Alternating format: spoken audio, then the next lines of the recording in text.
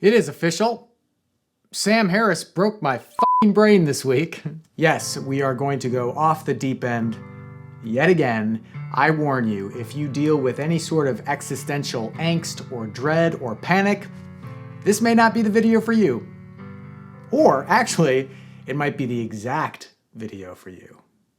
So if you want to go on that journey with me, come along, come ride with me on a magical journey. If you don't, fine, doesn't matter. I love you still. Let's dive in. This week, I finished the audiobook Free Will by Sam Harris.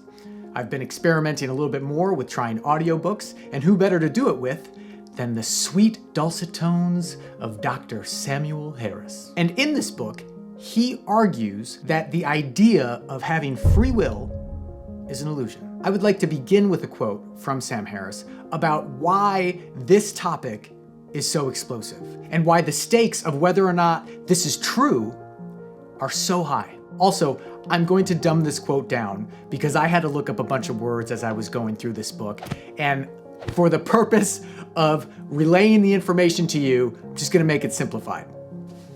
Not that you're dumb. You're smart. You are a precious angel, and you are very smart. I love you. The question of free will touches nearly everything that we care about. Morality, law, politics, religion, public policy, relationships, feelings of guilt, feelings of accomplishment. Most of what we feel like is human depends on us being able to view ourselves as singular, autonomous people, capable of free choice. So, if the scientific community were to declare free choice as an illusion, it would bring about a war bigger than that of the people talking about evolution. Because without the concept of free will, criminals would be nothing more than poorly calibrated clockwork. They would be broken toys. Because if their follies are not their fault, how would we punish them? If our successes are not our doing, why should we get credit? Do people deserve judgment either way, positive or negative?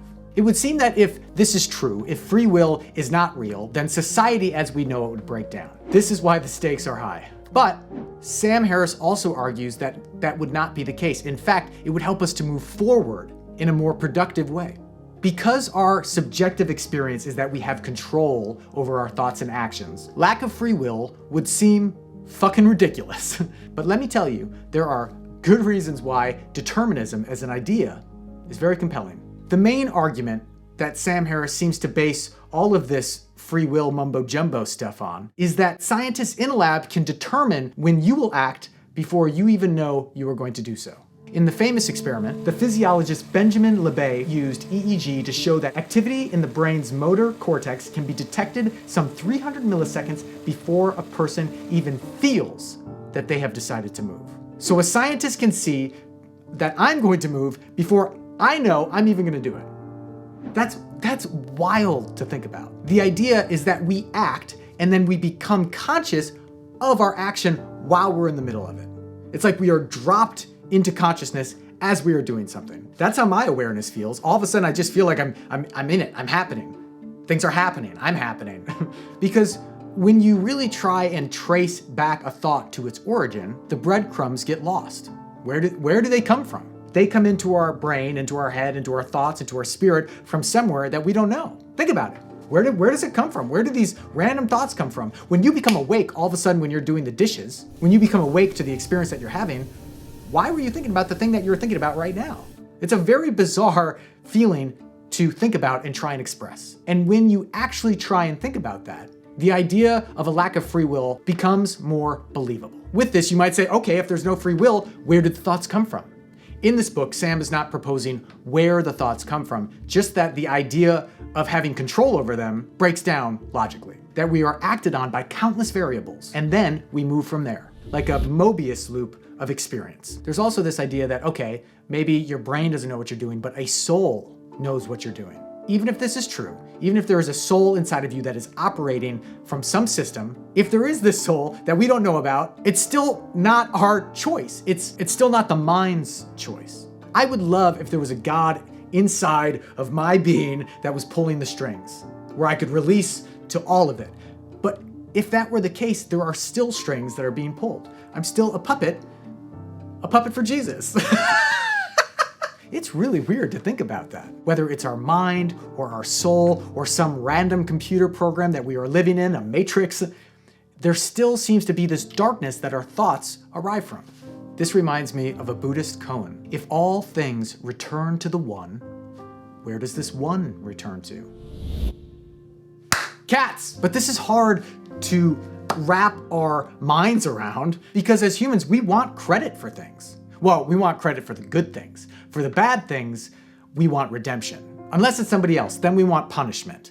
Big time punishment. So how do we reconcile this? Could we allow for more credit to things outside of our control? This makes me feel tense because I want to be able to control, especially as someone who deals with the coping mechanism of OCD, Obsessive Compulsive Disorder. In the book, Sam talks about a grisly murder perpetrated by two men who really didn't have a history for such thing. This reminds me of when I was younger, when I was a teenager, I heard about a story of a woman who, while sleepwalking, killed her family. Pleasant.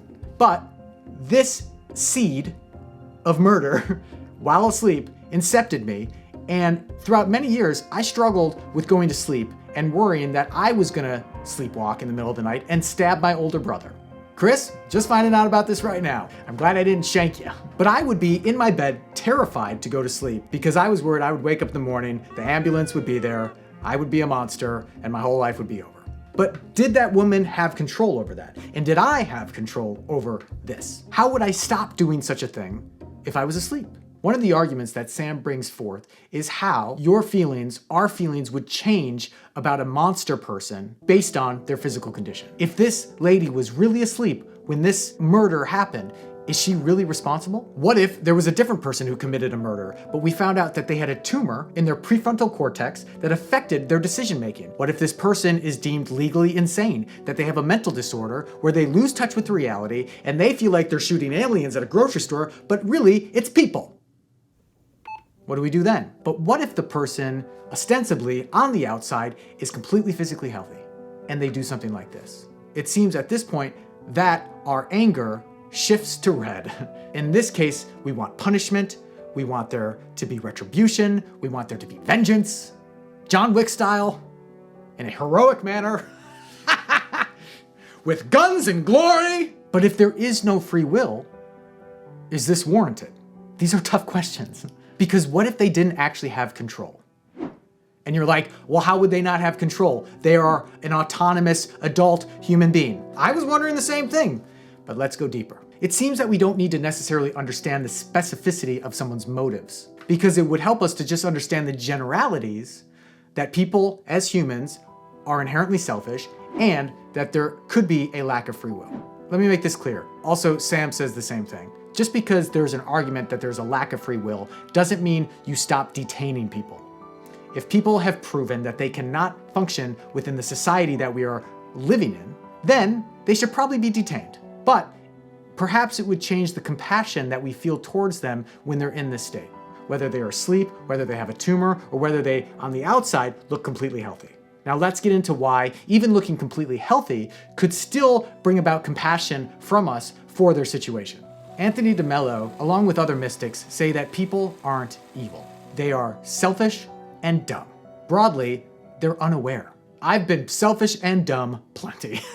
Even the worst actions by a monster criminal could be brought back to a form of selfishness, which is why this terrible action becomes somehow their top choice. Whether it's a tumor or a trauma or something else, it seems that their choice to do harm may in fact come from a waterfall of bad luck and momentum throughout an entire life, which then brings this human to a breaking point that turns them into a monster. I agree, it is a terrible choice, and at the same time, perhaps they didn't have much of a choice within what they were choosing from, based on their whole past. Let's go further. In the book, How to Be Perfect, Michael Schur says, while we may be equal in our potential for virtue, not everyone can apply the same amount of precious resources to the development of virtue. This comes back to what Sam describes as a finding of compassion for himself and for others for the shitty things that we all do. There's an immense amount of relief that comes with feeling your smallness, your humility in the face of forces beyond our control, in front of your successes, in front of your failures,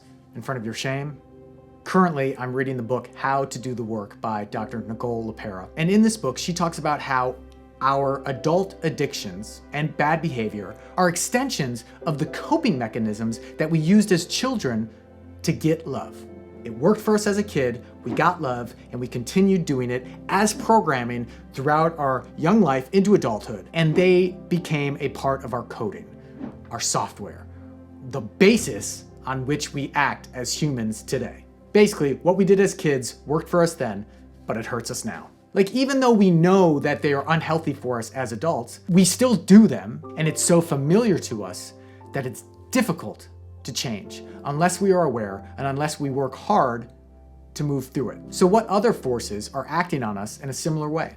When I think about this, it reminds me of Richard Rohr talking about the concept of bright sadness. Writer David Brooks describes this. When you are serving those in need, you see pain and injustice close up. The closer you get to wisdom, the more your own shadow you see, and the more of other people's shadow, and the more you realize how much we need each other. Hope gets infused with realistic awareness. Maybe we mistake what we have, the human brain, as wisdom and superiority, when really it may only nudge us slightly closer to meeting with luck on the spectrum of animal survival. If I don't take credit for anything, if I don't have control, how do I stop bad things from happening? And how do I make good things happen in my life? How do I not stab my brother in the middle of the night? Well, it seems that a lot does have to do with luck. In the same way that you'd be unlucky to get hit by a bus. I mean, this stuff is fucking wild, dude. I don't want to kill my brother in my sleep. Thinking about this sort of stuff in the beginning, and still some, doesn't really help with my obsessive compulsiveness. I struggle with harm OCD, where I worry about hurting people in ways that I don't want to do. And the more that I try not to think about it, the more that I think about it. It's like being on a train platform in the New York subway and thinking about pushing someone in front of a train. Sure, some people think about those thoughts. Some people actually do it. But for me, I would think about it and think, oh wait, maybe I'm the sort of person that would do it. Maybe I'm gonna do it. Oh my God, what if I do it? And then it just becomes a whole thing that instead of just letting the thought pass through, it then becomes a neurotic tic for me. Something that I think about. I have plenty of these throughout all different walks of life where I think about, maybe I'm gonna hurt someone in this way. Maybe I'm gonna drive my car in oncoming traffic. Maybe I'm gonna push this person off of a building. I don't know. Maybe I'm gonna kick that baby. I don't want to do these things, but this actually helps me breathe a sigh of relief because there's a lot that's not on me. Genes, birthplace, caregivers, experience, trauma, coping, epigenetics, the list goes on. There is so much acting on us that we didn't have a choice about. And so much of that made up our original programming. This hurts my radical self-responsibility ego to say, but maybe I can release to some of the things that I didn't have control over. This doesn't mean I surrender fully. It just means that I am aware and acknowledge my past so that I can move forward with the future that I want to have. So what do? It seems that we then come back to the choices that we do have. Sam says, within certain limits, I seem to choose what I pay attention to. We can't choose what choices we have, but we can make our best effort to choose from these choices. This sounds like another Mobius loop of ridiculousness, but it seems to help. This is what I was most afraid of with thinking about this lack of free will stuff, because well then how do I have control over not becoming a monster? How do I have control over becoming a success? To do all the things in life? Where do we get the control? Why then are we living? It's hard to delve into any of these questions without coming back to the one original question. What are we? What is this experience? What is this universe? What is this matrix? I don't know, but it's something. It's what I have. So this is why it seems that to me, becoming aware of your beliefs and your traumas and your intentions and your goals is very important if you want to live the sort of life that you want to lead. I'm gonna butcher this quote again, but Sam says, decisions, intentions, efforts, goals, willpower, etc. are causal states of the brain. They make things happen, leading to specific behaviors, and behaviors lead to outcomes in the world. Human choice, therefore, is as important as the people who love free will have you believe. But the next choice you will make will come out of a darkness of prior causes that you, the conscious witness of your experience, did not bring into being. So, You don't have a choice over the choices that are presented to you, but you can choose from the choices that you get. You might not have an original choice of it, but perhaps at some point you could be exposed to variables, factors, people, love that pushes you to a different momentum, a different snowball rolling down a different hill that you can choose so that your life is of value and more productive and more fun. It seems that there's this long chain of decisions, beliefs, habits, goals that affect us. And if we use our ability for metacognition, the ability to think about thinking, we can then set ourselves up to have the sort of life that we want. Maybe? But when we keep peeling back the onion, can we really blame someone if they don't end up finding this redemption? Because what if they're not exposed to the kernel of an idea that would bring them there in the first place? I've heard Sam say multiple times that people always ask him about free will and how he comes to this conclusion, but people don't really ask him how it feels. And when I think about this stuff, honestly, it feels familiar. When I think about the idea of where my thoughts came from and that I don't really have control over it and how that relates to my OCD, this gives me a sense of relief because I can let go of the idea that I am this perfect being, that instead I'm acted on by many forces and I do my best to live life, but within that, there are parts that I cannot control. I can try and drop the shame that comes with so much of my past. And if I give myself that freedom, if I give other people that freedom, that comes back to compassion. And if I have that sort of compassion, I can clean up my room and live a good life that emanates from me. And hopefully that helps other people too. So paradoxically, it seems that we become mindful because within that momentum, we can become what we want. We may not know where the original source comes from, but where do you want your momentum to go? And all of this actually makes me think about the recent progress of AI and how it may be a reflection of our own sentience. Because ChatGPT, Bard, and all these other AI are broadly predictive language models. They work off an immense amount of data and wiring and prompts that we give them to then act in the best way that they can. This sounds familiar. Sam Harris says that free choice is an illusion. But if free choice is an illusion, what do I get credit for? And if it's not your fault, is it my fault or your fault? I don't know anymore, cause Sam Harris says free choice is an illusion. Free choice is an illusion. Free choice is an illusion. Free choice is an illusion. Don't stab your brother.